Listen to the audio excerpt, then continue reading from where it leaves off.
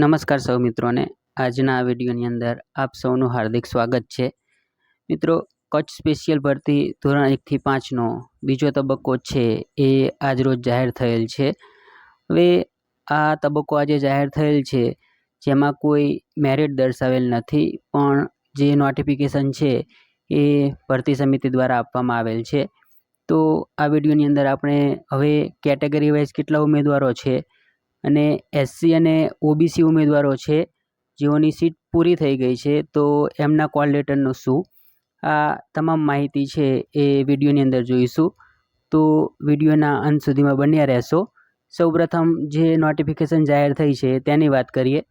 બીજા તબક્કા માટેની જે નોટિફિકેશન જાહેર થઈ છે તેમાં દર્શાવેલ છે કે કચ્છ જિલ્લામાં વિદ્યા સહાયકની જે સ્પેશિયલ ભરતી વર્ષ 2025ના નિમ્ન પ્રાથમિક વિભાગ ધોરણ 1 થી 5ના ઉમેદવારોને તારીખ 30/8/25ના રોજ 18 કલાકથી મેરિટમાં આવતા ઉમેદવારો વેબસાઇટ પરથી પોતાના જે કોલ લેટર છે એ ઓનલાઈન મેળવી શકશે.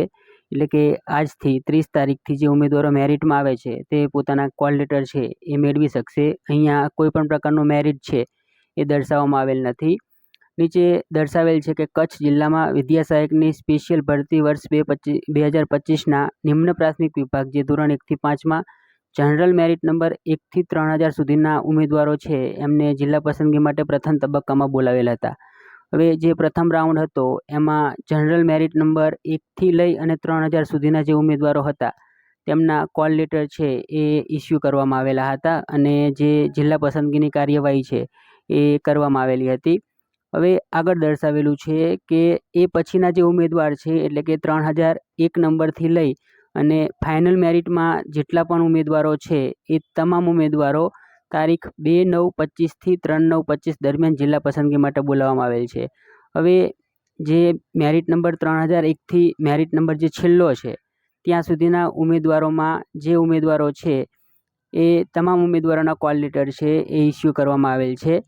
આગળ દર્શાવેલ છે કે તારીખ અને સ્થળ ઉમેદવારના કોલ લેટરમાં દર્શાવેલ છે, પરંતુ જે કેટેગરીમાં જગ્યાઓ પૂર્ણ થઈ ગયેલ છે તે કેટેગરીના ઉમેદવારો કે જેઓ બિન અનામત તરીકે પાત્રતા ધરાવતા નથી તેવા ઉમેદવારોને કોલ લેટર આપવામાં આવેલ નથી, જેની તમામ ઉમેદવારે નોંધ લેવી.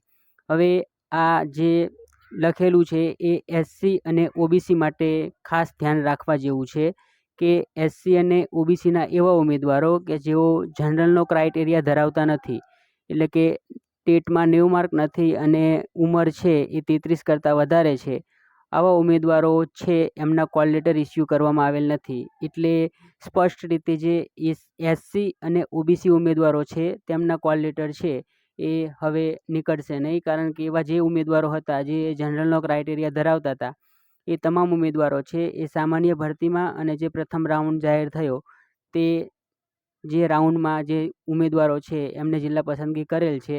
એટલે આ જે બીજો તબક્કો છે એમાં એસસી અને ઓબીસીના જે કોલ લેટર છે એ નીકળશે નહીં અને જે ઈડબ્લ્યુએસ કેટેગરી છે અને એસટી કેટેગરીના ઉમેદવારો છે તેમના કોલ લેટર નીકળશે અને ત્યારબાદ જે ઓપનના ઉમેદવારો બાકી છે એ ઓપનના ઉમેદવારોના કોલ લેટર છે એ નીકળશે. આગળ વાત કરીએ કે હવે કેટેગરી વાઇઝ કેટલા ઉમેદવારો બાકી છે એની. તો સૌપ્રથમ વાત કરીએ ઓપન કેટેગરીની. તો ઓપન કેટેગરીની હજુ 1132 જગ્યાઓ ખાલી છે, જેની સામે જે ફાઇનલ મેરિટ લિસ્ટ છે એમાં હજુ 22 ઉમેદવારો બાકી છે. હવે આ ઓપનના જે 22 ઉમેદવારો છે એમના કોલ લેટર છે એ નીકળશે. હવે આ 22 ઉમેદવારોમાંથી જો ઉમેદવારો છે એ સામાન્ય ભરતીની અંદર લાગી ગયા હશે તો એ ઉમેદવારો છે એ પાછા જે બીજો રાઉન્ડ છે એમાં ગેરહાજર રહેશે. એટલે 1132માંથી હજુ જે જનરલની જગ્યાઓ છે એ ઘણી બધી ખાલી રહેશે. એસસીના હજુ 730 ઉમેદવારો બાકી છે, પણ એસસીની સીટ છે એ હાલ કોઈ જ ખાલી નથી. એટલે એસસીના એવા કોઈ ઉમેદવારો હોય જે જનરલનો ક્રાઇટેરિયા ધરાવતા હોય તો જ એમના કોલ લેટર છે એ આ બીજા તબક્કાની અંદર નીકળશે. એસટીની 195 જગ્યા ખાલી છે, જેની સામે 280 ઉમેદવારો છે એ જિલ્લા પસંદગી માટે બાકી છે. એટલે આ જે 280 ઉમેદવારો છે એ તમામના કોલ લેટર છે એ ઇસ્યુ થશે અને એસટીની 195 જગ્યા સામે 280 ઉમેદવારો છે, આ તમામ ઉમેદવારના જે કોલ લેટરો છે એ ઇસ્યુ થશે. ઓબીસીમાં અત્યારે કોઈ જ જગ્યા ખાલી નથી, જેની સામે 1661 ઉમેદવારો બાકી છે. હવે આ 1661 ઉમેદવારો બાકી છે, એમાંથી જો કોઈ જનરલનો ક્રાઇટેરિયા ધરાવતા ઉમેદવાર હોય તો જ એમના કોલ લેટર ઇસ્યુ થશે, બાકી એમના કોલ લેટર છે એ ઇસ્યુ થશે નહીં. જ્યાં સુધી માનવું છે ત્યાં સુધી 1661 ઓબીસીના ઉમેદવારો અને 730 જે એસસીના ઉમેદવારો છે તેમાંથી કોઈ ઉમેદવાર હવે જનરલનો ક્રાઇટેરિયા ધરાવતા હોય એવા ઉમેદવારો બાકી નહીં રહ્યા હોય, કારણ કે સામાન્ય ભરતી પૂર્ણ થઈ તેમાં ઓબીસીના અને એસસીમાં આવા જે ઉમેદવારો છે એ જોબ ઉપર લાગી ગયા હશે. વાત કરીએ ઈડબ્લ્યુએસ કેટેગરીની, તો ઈડબ્લ્યુએસ કેટેગરીમાં 236 જગ્યાઓ ખાલી છે, જેની સામે 142 ઉમેદવારો બાકી છે. હવે આ 142 ઉમેદવારો છે એ તમામના કોલ લેટર ઇસ્યુ થશે અને 236 જગ્યાઓ છે, એટલે કે જગ્યાઓ કરતાં ઉમેદવારો છે ઈડબ્લ્યુએસ કેટેગરીમાં એ ઓછા છે, એટલે તમામ જગ્યાઓ છે એ તમામ જગ્યાઓ ભરાવાની નથી અને 142 ઉમેદવારો છે એમાંથી ગેરહાજરનું પ્રમાણ પણ રહેશે, કારણ કે જે ઈડબ્લ્યુએસ કેટેગરીના જે સામાન્ય ભરતીમાં લાગેલા ઉમેદવારો છે એ પણ આ ભરતીની અંદર હવે ગેરહાજર રહેશે. તો આમ કુલ હજુ 1589 જગ્યાઓ બાકી છે, જેની સામે 2835 ઉમેદવારો છે જેમના કોલ લેટર છે એ ઇસ્યુ કરવામાં આવેલ છે. હવે નોટિફિકેશનમાં પીએચ કેન્ડિડેટ માટે ઉલ્લેખ છે કે જે તે કેટેગરીની જો પીએચની જગ્યા ખાલી હશે તો જ એ પીએચ ઉમેદવારો છે એમને જિલ્લા પસંદગીનો જે ચાન્સ છે એ આપવામાં આવશે.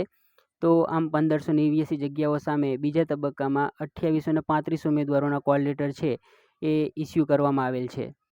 આમ જે બીજો તબક્કો છે એમાં 2 તારીખ અને 3 તારીખ આમ 2 દિવસ માટે જિલ્લા પસંદગી માટે ઉમેદવારોને બોલાવેલા છે.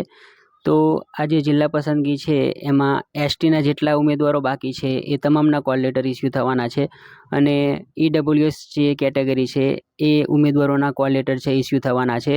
એટલે 2 દિવસની અંદર એસટી અને જે ઈડબ્લ્યુએસ કેન્ડિડેટ છે એમના જ કોલ લેટર ઇસ્યુ થઈ અને એમને જિલ્લા પસંદગી માટે બોલાવેલ છે, કારણ કે એસસી અને ઓબીસીમાં એવા જ ઉમેદવારોના કોલ લેટર ઇસ્યુ કરવામાં આવશે જે જનરલનો ક્રાઇટેરિયા ધરાવતા હોય, પણ એસસી અને ઓબીસીમાં એવા કોઈ ઉમેદવારો છે નહીં કે જે જનરલનો ક્રાઇટેરિયા છે એ ધરાવતા હોય, તો એસસી અને ઓબીસીના કોલ લેટર મોટાભાગે ઇસ્યુ નહીં થાય. ફક્ત જે ઈડબ્લ્યુએસ કેટેગરી અને એસટી કેટેગરી છે એમના જ જે કોલ લેટર છે એ ઇસ્યુ થશે. તો આમ 2500 જગ્યા જે 1 થી 5માં કચ્છ સ્પેશિયલ ભરતીમાં આપવામાં આવેલ હતી તેમાંથી 1150 જગ્યાઓ છે એ જ ભરાવાની શક્યતાઓ છે, બાકીની જગ્યાઓ છે એ ખાલી જ રહેશે. તો આશા રાખું છું કે વિડીયો છે એ સારો લાગ્યો હશે. વિડીયો સારો લાગ્યો હોય તો વિડીયોને લાઇક કરશો, શેર કરશો, જે મિત્રો નવા છે તેઓ ચેનલને સબસ્ક્રાઈબ કરશો. આપના જે કંઈ પણ પ્રશ્નો હોય તે કોમેન્ટ બોક્સની અંદર જરૂરથી રજૂ કરશો, જેના જવાબ આપવાના પૂરતા પ્રયત્નો કરીશ. વિદ્યા સહાયક ભરતીને લઈને તમામ અપડેટ છે એ આ જ ચેનલ ઉપર અપલોડ કરવામાં આવશે, તો ચેનલની સાથે જોડાયેલા રહેશો. આભાર.